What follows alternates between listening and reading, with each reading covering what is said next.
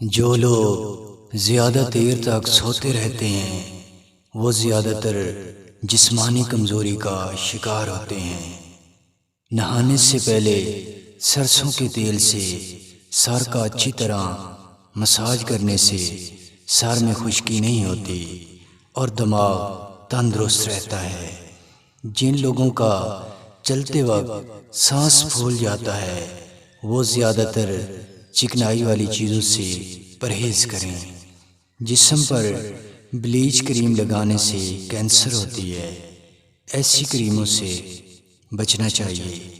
ایک گلاس پانی میں 2 چمچ شہد ملا کر پینا دمہ کی بیماری کے لیے بہت مفید ہے۔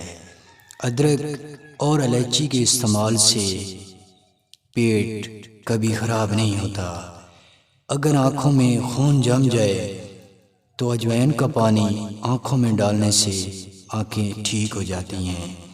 اگر آنکھوں سے دھندلا پن نظر آتا ہے تو رات سوتے وقت ایک قطرہ شہد کا ٹپکا دیں، دھندلا پن ختم ہو جائے گا۔